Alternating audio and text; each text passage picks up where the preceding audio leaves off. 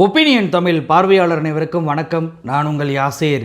வெளிநாடு போவதற்கு எல்லா வாய்ப்புகள் இருந்தாலுமே நான் வெளிநாட்டுக்கு போக மாட்டேன், இந்தியாவில் தான் இருக்கேன் அப்படின்னு சொல்லி மோடி அவர்கள் அடம் பிடிக்கிறார் அப்படின்னா அப்போது இந்தியாவில் தேர்தல் நடக்குது அப்படின்னு சொல்லி அர்த்தம். ஏன்னா தேர்தலை பொறுத்த வரைக்கும் சந்து பொந்தெல்லாம் போய் நம்ம தேர்தல் பிரச்சாரம் பண்ணணும் அப்படின்னு சொல்லி ஒரு வெறித்தனமாக செயல்படக்கூடியவர் தான் நம்ம மோடி அவர்கள். ஆனால் இப்படிப்பட்ட பாஜக தேர்தல் தேதியவே தள்ளி வைங்க அப்படின்னு சொல்லி தேர்தலை சந்திப்பதற்கு தற்போது அச்சப்பட்டுக்கிட்டு இருக்கிறாங்க. இதற்கு மிக முக்கியமான காரணம் என்ன தெரியுமா? மோடி அவர்கள் 3C அப்படின்ற ஒரு ட்ராப்ல சிக்கி இருக்கிறாரு. இந்த 3Cல 2Cயை ராகுல் காந்தி தான் உருவாக்குனது. அது என்னங்க 3C? அந்த 3Cல மோடி அவர்கள் எப்படி சிக்கி இருக்கிறார்? அது மட்டுமல்ல, பாஜகவை ராகுல் காந்தி அவர்கள் தன்னுடைய குருன்னு சொல்லியிருக்கிறாரு. ஏன் ராகுல் காந்தி பாஜகவை பார்த்து தன்னுடைய குருன்னு சொன்னாரு? முஸ்லிம்களை காட்டி தான் பாஜக இங்க ஏமாற்று அரசியலை பண்ணிக்கிட்டு இருந்தாங்க. உண்மையிலே இவர்கள் ஏமாற்றுவது இந்துக்களை தான் அப்படின்னு சொல்லி ராகுல் காந்தி அவர்கள் உத்தரப்பிரதேசத்தில் நடந்த ஒரு நிகழ்ச்சியில் போட்டு உடச்சிட்டாரு. இன்னைக்கு அந்த ஸ்பீச் என்பது வைரலாக பரவிக்கிட்டு இருக்கு. அப்படி என்ன ராகுல் காந்தி அவர்கள் உத்தரப்பிரதேசத்தில் பேசினார், இது எல்லாம் பற்றி தான் இந்த வீடியோவில் பார்க்க போகிறோம். இந்த வீடியோவை முழுமையாக பாருங்க. மறக்காம நம்மளுடைய ஒப்பீனியன் தமிழ் சேனலை சப்ஸ்கிரைப் பண்ணிக்கோங்க. தேர்தலை சந்திக்க பாஜக பயந்து தேதியை தள்ளி வைக்க சொன்னது வேற எந்த மாநிலமும் இல்லை, ஹரியானா தான். ஹரியானாவை பொறுத்த வரைக்கும் அங்கே அக்டோபர் 1ஆம் தேதி தேர்தல் நடப்பதாக இருந்துச்சுங்க. இந்த சூழ்நிலையில் தான் பாஜகவுடைய தேர்தல் பொறுப்பாளர்கள் இருக்கக்கூடிய உறுப்பினரான வரீந்தர் கர்க் இவர் என்ன சொல்லியிருக்காரு அப்படின்னா, செப்டம்பர் 28ஆம் தேதி சனிக்கிழமை லீவு, அதுக்கப்புறம் சண்டே வழக்கம் போல லீவு, அக்டோபர் 1ஆம் தேதி தேர்தலுக்கான லீவு, அக்டோபர் 2 காந்தி ஜெயந்திக்காக லீவு, அக்டோபர் 3 மகாராஜா அக்ராசன் ஜெயந்திக்காக லீவு. இப்படி தொடர்ச்சியாக லீவாக இருப்பதனால எல்லோருமே வெளியூர் போயிடுவாங்க, ஓட்டர் டேர்ன் அவுட் குறைஞ்சிரும். அதனால இந்த தேதியை தள்ளி வைங்க அப்படின்னு சொல்லி எலெக்ஷன் கமிஷனுக்கு ஒரு கடிதத்தை அனுப்பியிருக்கு இந்த பாஜக. இதை எலெக்ஷன் கமிஷனராக, அதாவது ஹரியானாவில் இருக்கக்கூடிய எலெக்ஷன் கமிஷனர் ஆபீசரான பங்கஜ் அவர்களும் உறுதிப்படுத்தியிருக்கிறார். இப்படி பாஜக எங்களுக்கு அனுப்பியிருக்கு, இதை நாங்கள் தலைமை தேர்தல் ஆணையத்துக்கு அனுப்பியிருக்கோம் அப்படின்ற பதிலையுமே அவர் சொல்லியிருக்கிறாரு. இப்போ பாஜகவை பொறுத்த வரைக்கும் லீவு காரணமாக தான் உண்மையிலே வாக்கு சதவீதம் குறைஞ்சிரும் அப்படின்ற காரணத்துக்காக தான் தேர்தல் தேதியை தள்ளி வைக்க சொல்றாங்களா அப்படின்னு சொல்லி கேட்டா கிடையாது. ஏன்னா இந்த தேதியில், அதாவது அக்டோபர் 1ஆம் தேதி தேர்தல் நடக்கும் என்று தேர்தல் ஆணையம் எப்போது அறிவிச்சாங்க? ஆகஸ்ட் 16ஆம் தேதி, அதாவது ஒரு வாரத்திற்கு முன்பாகவே தேர்தல் தேதி என்பது அறிவிக்கப்பட்டுருச்சு. அப்போ உண்மையிலே லீவு தான் காரணமாக இருந்துச்சு அப்படின்னா ஒரு வாரத்திற்கு முன்பே, அதாவது தேர்தல் தேதி அறிவிக்கும் போது என்னங்க அக்டோபர் 1ஆம் தேதி அறிவிக்கிறீங்க, இப்படிலாம் லீவு வருதுங்க, உடனே தள்ளி வைங்க அப்படின்ற கோரிக்கையை அப்போதே ஹரியானா பாஜக சொல்லி இருப்பாங்க. இவ்வளவு ஏன் அக்டோபர் 1ஆம் தேதி தேர்தல் அறிவிக்க போறோம் அப்படின்றத மோடி கிட்ட தலைமை தேர்தல் ஆணையர் கேட்காம இருந்திருப்பாரு. ஏன்னா நாடாளுமன்ற தேர்தலை 7 கட்டமா நடத்தியதே மோடி எல்லா மாநிலத்துக்கும் போய் பிரச்சாரம் பண்ணணும் அப்படின்ற குற்றச்சாட்டு அப்போதே எழுப்பப்பட்டுச்சு. அப்ப இங்க மோடியை மீறி, மோடிக்கு தெரியாம தலைமை தேர்தல் ஆணையர் இந்த தேதியை அறிவிச்சிருக்க மாட்டார்ல. அப்போ பாஜகவிற்கு மிகப்பெரிய தோல்வி பயம் வந்துவிட்டதால தான் இன்னைக்கு தேர்தலை கூட சந்திக்க முடியாம இந்த தேர்தல் தேதியை தள்ளி வைங்க அப்படின்னு சொல்லி கெஞ்சக்கூடிய நிலைக்கு வந்திருக்கு. இதைத்தான் அங்க இருக்கக்கூடிய காங்கிரஸ் உடைய எம்பி சொல்லியிருக்கிறாரு. வெறும் ஹரியானா மாநில தேர்தல் மட்டும் இல்லைங்க, அடுத்த 6 மாசத்துல நடக்கக்கூடிய நிறைய தேர்தல்களை சந்திப்பதற்கு பாஜகவுக்கு பயம் வந்திருக்கு அப்படின்னு சொல்லலாம்.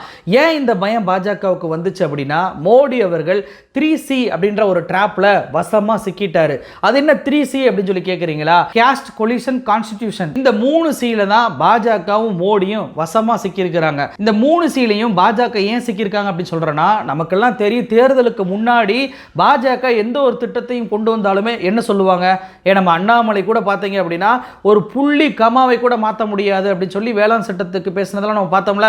ஆனா இப்போ மோடி அவர்கள் கொண்டு வரக்கூடிய எல்லா சட்டங்களுமே, எல்லா திட்டங்களுமே தொடர்ச்சியாக பின்வாங்கப்படுது. அது இந்த 3Cயால தான். அதுல மிக முக்கியமான பார்த்தீங்கன்னா முதல்ல கொண்டு வரப்பட்ட மசோதாவான வக்பு வாரிய திருத்த சட்ட மசோதா, அது ஜேபிசி கமிட்டிக்கு போய் இன்னைக்கு ரத்தாகக்கூடிய சூழ்நிலை இருக்கு. இதற்கான காரணம் என்ன? கொலிஷன் அப்படின்ற அந்த சி தான். அது மட்டுமல்ல, எஸ்சி எஸ்டி சப் கிளாஸ் பண்ணலாம், இது மாநில அரசுக்கு அதிகாரம் இருக்கு அப்படின்னு சொல்லி தலைமை நீதியான சந்திரசூட் அவர்கள் தீர்ப்பு கொடுத்தாங்கல்ல. இந்த தீர்ப்பு கொடுத்தோன்னு பார்த்தீங்கன்னா பாஜக கூட்டணி இருக்கக்கூடிய எல்ஜேபி பாஸ்வானுடைய கட்சி கடுமையான எதிர்ப்பை தெரிவிச்சிச்சு.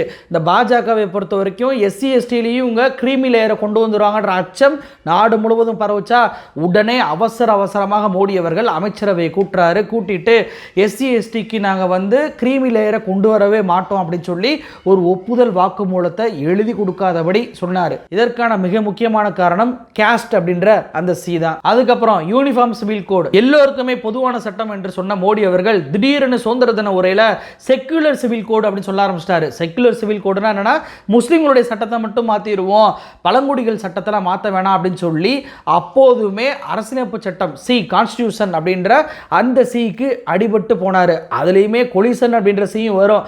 எப்படி அப்படின்னா யூசிசியை நாங்கள் ஏற்க முடியாது அப்படின்னு சொல்லி சந்திரபாபு நாயுடு அறிவிச்சிட்டாரு, நிதிஷ்குமார் கட்சியும் அறிவிச்சிருக்கிறாங்க. அப்போ அதுலேயும் பின்வாங்கிட்டாரா? அடுத்து பின்வாங்கினது என்னன்னு பார்த்தீங்கன்னா பிராட்காஸ்டிங் பில் 2024, அதாவது நாட்டு மக்களுக்கு அரசியலமைப்பு சட்டம் வழங்கி இருக்கக்கூடிய சுதந்திர பேச்சுரிமை ஃப்ரீடம் ஆஃப் ஸ்பீச்சை தட்டி பறிக்கும் விதமாக கொண்டு வந்தாங்க இந்த சட்டத்தை. ஆனால் இன்றைக்கு அது கிடப்பில் போடப்பட்டிருக்கு. இதற்கான மிக முக்கியமான காரணம் கான்ஸ்டிடியூஷன் அப்படின்ற அந்த சி தான். அடுத்து லேட்டரல் என்ட்ரியுடைய அறிவிப்பு என்பது வாபஸ் வாங்கப்பட்டது. இந்த லேட்டரல் என்ட்ரியை பொறுத்த வரைக்கும் இடஒதுக்கீடை காலி பண்ணி அங்கு உயர் ஜாதிகளை மட்டுமே நிரப்பக்கூடிய வேலையில தான் பாஜக அரசு தொடர்ச்சியாக ஈடுபட்டு வந்தாங்க. ஆனால் இந்த முறை இந்த அறிவிப்பு என்பது வாபஸ் வாங்கப்பட்டிருக்கு. இதற்கு மிக முக்கியமான காரணம் 3 சியுமே தான். ஏன்னா இதுல காஸ்டும் வருது, ஓபிசி எஸ்சி எஸ்டியை விட்டுட்டு உயர் ஜாதிகளை மட்டும் இதில் நிரப்புறாங்க அப்படின்றது, கொலிஷனும் வருது. இந்த லேட்டரல் என்ட்ரியை வந்து பார்த்தீங்கன்னா நிதிஷ்குமார் இருக்கட்டும் பாஸ்வானா இருக்கட்டும் 2 பேருமே எதிர்ப்பு தெரிவிச்சாங்க. அதே போல கான்ஸ்டிடியூஷனாக இருக்கட்டும் இடஒதுக்கீடு, கான்ஸ்டிடியூஷன் வழங்கிய இடஒதுக்கீடை இந்த மோடி அவர்கள் சிதைக்கிறார் அப்படின்றதுக்கான எதிர்ப்பு வந்ததுனால 3 சியாலையுமே இந்த லேட்டரல் என்ட்ரி அப்படின்ற அட்வர்டைஸ்மெண்ட் பின்வாங்கப்பட்டுச்சு அப்படின்னு சொல்லலாம். அப்போ இந்த 3 சி காஸ்ட், கொலிஷன், கான்ஸ்டிடியூஷன் இந்த 3லையுமே மோடி அரசு வசமாக சிக்கி இருப்பதனால இந்த 3ஐ தாண்டி அவரால் செயல்படவே முடியல. நல்லா கவனிச்சீங்கன்னா தெரியும், இந்த 3ல் 2 சீக்களை உருவாக்குனது ராகுல் காந்தி தான். அதில் கொலிஷன் அப்படின்ற ஒரு சியை மக்கள் தான் உருவாக்குனாங்க. மக்கள் கொடுத்த தீர்ப்புனால பாஜக வேற வழி இல்லாமல் கூட்டணி ஆட்சிக்கு தள்ளப்பட்டுச்சா. இதில் கேஸ்டும் சரி கான்ஸ்டிடியூஷனும் சரி ராகுல் காந்தி கடுமையான பிரச்சாரம் தொடர்ச்சியாக செஞ்சதுனால உருவானது தான். அதில் கேஸ்ட் நம்ம எடுத்துட்டோம் அப்படின்னா கேஸ்ட் சென்சஸ் சாதிவாரி கணக்கெடுப்பை எடுத்து ஆக வேண்டும் என்று தொடர்ச்சியாக ராகுல் காந்தி தேர்தலுக்கு முன்பு இருந்தே சொல்லிக் கொண்டு வருகிறார். தேர்தல் பிரச்சாரத்திலையும் அதை மையப்படுத்தி பேசியிருந்தார். அது மிக முக்கியமாக பாஜகவுடைய தோல்விக்கு காரணமாக அமைஞ்சிச்சு.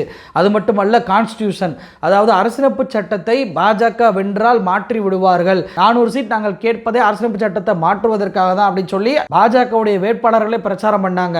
அப்போ ஒரு சின்ன புக்கு, கான்ஸ்டிடியூஷனுடைய ஒரு சின்ன புக்கு கையில் எடுத்துக்கிட்டு இதை நான் காப்பாற்றுவேன் அப்படின்னு சொல்லி தேர்தல் பிரச்சாரத்தில் மட்டும் பிரச்சாரம் பண்ணல, தான் பதவி ஏற்கும் போது கூட அந்த புத்தகத்தை எடுத்து காமிச்சு இதை மீறி உங்களால் எதுவும் செய்ய முடியாது அப்படின்னு சொல்லி ஒரு ஸ்டேட்மெண்ட்டை ராகுல் காந்தி அவர்கள் கொடுத்தாரு. அப்ப ராகுல் காந்தி அவர்களால் தான் 3 சியில் இருக்கக்கூடிய 2 சி, அதாவது கேஸ்டாக இருக்கட்டும் அதே போல கான்ஸ்டிடியூஷனாக இருக்கட்டும், இந்த 2லையுமே மோடி அவர்கள் வசமா சிக்கினார் அப்படின்னு சொல்லலாம். சரி, உத்தரப்பிரதேசத்தில் ராகுல் காந்தி அவர்கள் பேசின பேச்சு என்பது மிகப்பெரிய அளவுல பாஜகவை டேமேஜ் பண்ணியிருக்கு அப்படின்னு சொன்னால, அது என்னன்னு சொல்லி பார்ப்போம். பாஜகவை பொறுத்த வரைக்கும் அவர்கள் இந்துக்களுக்கு எதிரானவர்கள், இந்துக்களை ஏமாற்றுறாங்க அப்படின்னு சொல்லி ஏற்கனவே பார்லிமெண்ட்ல சக்கர வியூகம் பற்றி ராகுல் காந்தி அவர்கள் பேசினது பாஜகவுக்கு சுத்தமா பிடிக்காம போச்சு. மோடி அவர்களை 2 முறை எந்திரிச்சு ராகுல் காந்தியை பார்த்து பதிலளிக்கக்கூடிய விஷயத்துல நம்ம பார்த்தோம்ல, இந்த முறை உத்தரப்பிரதேசத்தில் ராகுல் காந்தி அவர்கள் என்ன தெரியுமா பண்ணியிருக்கிறாரு? 10% आबादी है, ठीक है, बट 90% आबादी आपके बिना देश ही नहीं चल सकता. और फिर मीडिया में आपको दिखेगा भैया,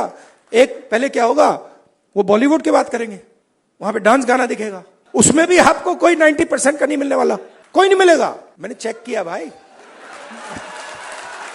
मैंने लिस्ट निकाली है. मैंने कहा भैया मिस इंडिया की लिस्ट निकाली मैंने कहा देखता हूं. मैं कहता हूं देखो यार, अच्छा अब कहते हैं मिस इंडिया की लिस्ट निकाली मैंने. सुनो सुनो, मैंने मिस इंडिया की लिस्ट निकाली. कहा ठीक है देखते हैं. मतलब माइनॉरिटी भी 90% में आती है मैडम, आप भी शामिल हैं. और आपको और शायद जो आपके साथ हो रहा है वो सबसे ज्यादा खराब है. मतलब आप पर तो डायरेक्ट आक्रमण हो रहा है, राइट? मगर आप भी 90% में हैं. तो मैंने लिस्ट निकाली. சம்விதான் சம்மன் சம்மேளன் அப்படின்ற ஒரு நிகழ்ச்சி உத்தரப்பிரதேசத்தில் நடந்திருக்குங்க. இந்த நிகழ்ச்சியில் கலந்து கொண்ட ராகுல் காந்தி அவர்கள் 90% மக்கள் அவங்களுக்கு அறிவு இருக்கு, திறமை இருக்கு, எல்லாம் இருந்தும் கூட சிஸ்டத்தோட கனெக்ட் ஆகாம இருக்கிறாங்க. இதனால தான் நாங்கள் சாதிவாரி கணக்கெடுப்பே கேட்குறோம். சாதிவாரி கணக்கெடுப்பு அப்படின்னா ஏதோ மக்கள் தொகை கணக்கெடுப்பு எடுத்து இவ்வளோ சாதி இவ்வளவு எண்ணிக்கையில் இருக்கிறாங்க அப்படின்றதுக்காக கிடையாது. நாட்டுடைய வளம் என்பது எல்லா சாதிகளுக்குமே பிரித்து கொடுக்கப்பட்டிருக்கா அப்படின்றத நம்ம இங்கே பார்த்தே ஆகணும். குறிப்பாக அரசு அதிகாரிகளாக இருக்கட்டும், ஜுடிஷியரியாக இருக்கட்டும், அதே போல் மீடியாவாக இருக்கட்டும், இந்த மூன்றிலேயுமே தலித் ஓபிசிக்கள் எத்தனை பேர் இருக்கிறார்கள் அப்படின்றத நம்ம கண்டிப்பாக தெரிந்து கொள்ளே ஆக வேண்டும். அதுதான் பாலிசி மேக்கிங் கூடிய ஃபவுண்டேஷனாகவும் இருக்கணும் அப்படின்னு சொல்லி ராகுல் காந்தி அவர்கள் பேசியிருக்கிறாரு. இதற்கான அர்த்தம் என்ன அப்படின்னா இடஒதுக்கீடு தான். அதாவது சாதிவாரி கணக்கெடுப்பை வெறுமனை எடுத்து மட்டும் இத்தனை சாதி இவ்வளோ பேர் இருக்கிறாங்கன்னு சொல்கிறது முக்கியம் கிடையாது. அந்த சாதி எவ்வளவு பின்தங்கி இருக்கிறாங்க அப்படின்றதையும் பார்த்து அந்த சாதிக்கு ஏற்றார் போல இடஒதுக்கீடை கூட்டி கொடுக்கணும். அதாவது 50% கேப் இருக்குல்ல, இதை நீக்க வேண்டும் என்பதுதான் ராகுல் காந்தி அவர்கள் தொடர்ச்சியாக பேசிக் கொண்டு வருவது. அதுதான் இந்த உத்தரப்பிரதேச நிகழ்ச்சியிலுமே ராகுல் காந்தி அவர்கள் பேசியிருக்கிறாரு. அப்ப ராகுல் காந்தியோட இந்த ஸ்பீச்ல இருந்து நமக்கு என்ன தெரிஞ்சுக்கிற முடியுது அப்படின்னா, நாட்டுடைய வளம் என்பது எல்லா சாதிக்கும் பிரிச்சு கொடுக்கணும் அப்படின்றது தான். ஆனா இதுதான் மோடி அவர்கள் தேர்தல் பிரச்சாரத்தில் எப்படி மாற்றி அமைச்சாரு. அதாவது நாட்டுடைய வளத்தை முஸ்லிம்களுக்கும் அதிக பிள்ளை பெற்றவர்களுக்கும் பிரித்து கொடுக்கணும் அப்படின்னு சொல்லி ராகுல் காந்தி பேசுறாருன்னு சொல்லி அப்பட்டமாக பொய்ய பரப்பினாரு மோடி அவர்கள். இன்னைக்கு ராகுல் காந்தியோட இந்த ஸ்பீச்சின் மூலமாக ஒட்டுமொத்த வட இந்திய மக்களுமே ராகுல் காந்தி நாட்டுடைய வளத்தை யாருக்கு பிரித்து கொடுக்க சொன்னார் என்பதை தெரிந்து கொள்வாங்க. அது மட்டுமல்ல, மிஸ் இந்தியா லிஸ்ட்டை நான் தேடி பார்த்தேன். அதில் ஓபிசி, தலித், ட்ரைபல் உள்ளிட்ட எந்த ஒரு பெண்களும் இடம்பெறவே இல்லை. நாட்டில் மீடியாக்களை பார்த்தீங்க அப்படின்னா நடனம், பாட்டு, கிரிக்கெட்டு, சினிமா இப்படி தான் பேசிக்கிட்டு இருக்காங்களே தவிர யாருமே விவசாயிகள் பற்றியும் தொழிலாளர்கள் பற்றக்கூடிய கஷ்டங்களை பற்றியும் பேசவே மாட்டாங்க அப்படின்னு சொல்லி போட்டு உடைச்சிருக்கிறாரு ராகுல் காந்தி. இறுதியாக அவர் சொன்னதான் மிக முக்கியமான பாயிண்ட் என்ன அப்படின்னா, பாஜக தான் என்னுடைய குரு அப்படின்னு சொல்லி அறிவிச்சிட்டாரு. இப்படி சொன்ன உடனே பார்த்தீங்கன்னா எல்லாருமே பரவரத்துட்டாங்க. என்ன பாஜகவை பார்த்து ஒரு குருன்னு சொல்றாரு அப்படின்னு சொல்லி. ஆனால் அதுக்கு ஒரு விளக்கம் கொடுத்தாரு பாருங்க. அதாவது நான் 2004 இருந்து அரசியலில் இருக்கேன், என்னை பற்றி பாஜக தலைவர்கள் ரொம்பவுமே வருத்தப்படுறாங்க, டிஸ்டர்ப் பண்ணுறாங்க. ஆனால் எனக்கு அவங்க தான் குரு. ஏன் குருன்னு சொல்கிறேன் அப்படின்னா, எதையெல்லாம் செய்யக்கூடாது அப்படின்றத பிஜேபி தலைவர்கள் தான் எனக்கு சொல்லித்தர்றாங்க. அதனால தான் எனக்கு அவங்க குரு. எங்களுக்கும் அவங்களுக்கும் நடப்பது ஐடியாலஜி யுத்தம். இந்த யுத்தம் தொடர்ச்சியாக நடந்து கொண்டே தான் இருக்கும் அப்படின்னு சொல்லி அந்த நிகழ்ச்சியில் பேசி முடிச்சாரு ராகுல் காந்தி. அப்போ ராகுல் காந்தியுடைய இந்த ஸ்பீச் மூலமாக பாஜக முஸ்லிம்களை காட்டி ஏமாற்றுவது என்பது ஒரு ஏமாற்று வேலை. உண்மையிலே அவங்க ஏமாற்றுவது இந்துக்களை மட்டும்தான் அப்படின்னு சொல்லி ஆணித்தரமாக வட இந்திய இந்துக்களுக்கு போய் சேரும் விதமாக இருந்துச்சு அப்படின்னே சொல்லலாம். அப்ப ராகுல் காந்தி உருவாக்கின இந்த 3C டிராப்ல இருந்து மோடி அவர்கள் வெளியேற முடியாதபடி தொடர்ச்சியாக இந்த 3 Cகள்ல 2 Cகளை பற்றி ராகுல் காந்தி அவர்கள் பேசிக்கொண்டே இருப்பதனால வேற வழி இல்லாம எல்லா விஷயத்திலையுமே ஓட்டுக்காக பாஜக பணிந்து பின்வாங்கக்கூடிய வேலையில ஈடுபடுறாங்க. இப்படியெல்லாம் நடப்பதால தான் இன்னைக்கு ஹரியானா தேர்தலை சந்திக்க முடியாம, இல்ல தேர்தல் தேதியை தள்ளி வைங்க, லீவு வருது அப்படின்னு சொல்லி ஒரு வாரம் கழிச்சு லீவை பத்தி தெரிஞ்சுக்கிட்ட பாஜக கதறிக்கிட்டு இருக்கிறாங்க. அப்ப தேர்தலை சந்திக்க கூட பாஜகவும் மோடியும் ஒதுங்கி இருப்பது மூலமாக நம்மளால என்ன தெரிஞ்சுக்கிற முடியுது அப்படின்னா, மோடியும் சரி பாஜக கட்சியும் சரி இங்க பலவீனப்பட்டு போயிட்டாங்க அப்படின்றதான் காட்டுவதா இருக்கு. நன்றி.